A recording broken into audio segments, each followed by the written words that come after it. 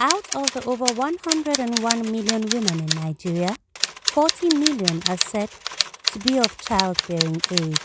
A report by the UNICEF reveals that these 40 million women suffer a disproportionately high level of health issues surrounding birth. Despite the high investment in maternal health, there still remains a large proportion of women who are unable to access appropriate treatment, leading to a lot of issues such as obstetric fistula.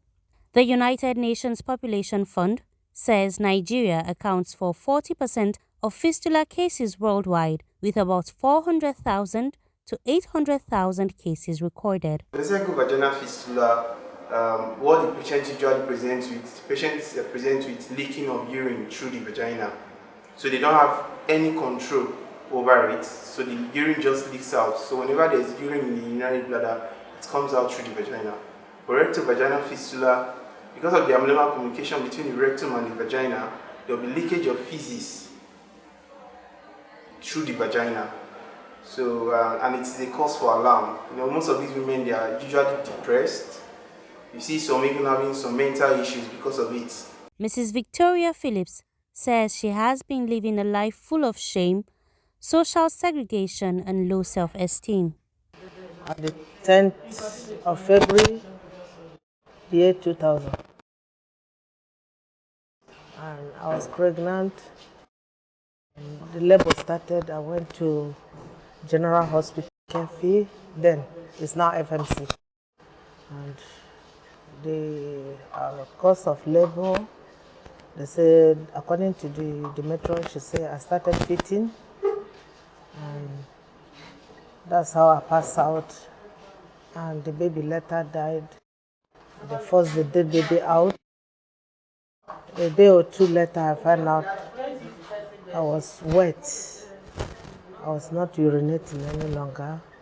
And when I explained to the doctor, he now mentioned VVA, which I know nothing about before. From there, they don't. I asked if there's anywhere they can. They said, as of that time, they said they don't know. And I packed my things, I came back home. That was when my journey started. I wake up every day, packing napkins. I use napkins every day. If I'm going out, I pack napkins. It was not funny. Maybe in 30 minutes, I'll be changing napkins to keep myself clean. And that really affected my life. I feel everybody is aware of it. I isolated myself for years. For these 22 years, it was not easy for me. Because we see in them sometimes depression and out of hopelessness. Sometimes some of them are rejected by friends, some are abandoned by their husbands, some are,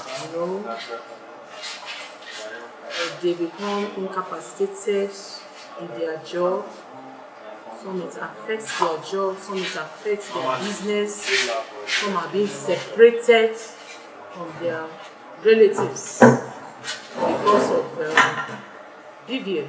Even though obstetric fistula is associated with young girls married off too early, it also affects older women. The obstetric causes are causes during labor, or during delivery. So for the obstetric causes, you can have prolonged labor or prolonged obstructed labor. So there are some women that have they are unable, or should I say, they are not meant to deliver vaginally, but they might want to go outside, deliver at home.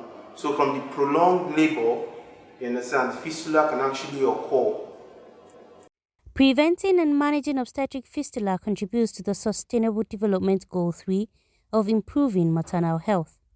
However, due to lack of funds and non-access to a health insurance scheme, these women have to live with this condition for years. It started when I had my second child. So I had prolonged labor. It took me 3 days before the baby could come out.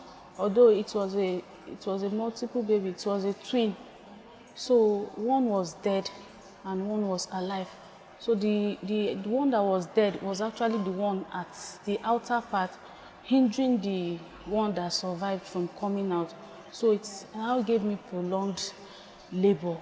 So the prolonged labor actually led me to having VVF. The cost of the treatment is on the high side, so we've been trying to raise the fund, not until I get the knowledge of this foundation, this organization helping out. When I gave birth to my first son, I had a lot of stitches. After some times, I started seeing some feces and all that. I don't know the name of it. I don't know what I was going through then. I had to go to a general hospital to find out why I was seeing those things in my undies. So when I got there, I went to the surgical ward. They asked me some questions, they checked me, and they could not really give me exact. I went back home. I continued to manage it till when I was pregnant for my second baby. So when I went for my antenatal, I told them I had an issue with my first baby because of long labor. So after explaining to them, that's why they gave me the name, that is fistula. I said, wow, what's fistula? They explained to me that leakage and all that. So with that, I started looking out for a solution. Well, then they said to repair it is going to cost me a lot of money, which I don't have then.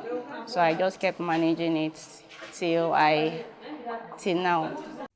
The Ceaserean Fistula Healthcare Foundation supports the reproductive and maternal health needs and rights of women and girls in Nigeria, focusing on the prevention and management of clients with obstetric fistula, such as Mrs. Victoria Phillips. Our resort area 2, or automatic area 2, is safe motherhood, where we look at that pregnant woman from ANC to delivery. We take care of them. We go in, we identify them, we take them, because our women these days, they don't want to go to hospital. Our fistula clients, while on admission, there is what we call psychotherapy management that we give to them. We counsel them, we talk to them, we engage their family. And after the surgery, when they are being discharged, dried, when they are healed, we reintegrate them. There is what we do the reintegration and rehabilitation process, whereby we reintegrate them back into their community. Some will follow them home, we introduce them back and say they are free. And we rehabilitate them, those that need support to start a new life, to start a business, we empower them.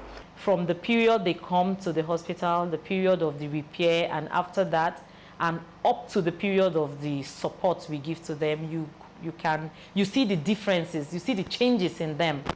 They are usually so excited, the joy of making a woman smile again after maybe being through a lot in life with all the stigma and negligence from family members and friends.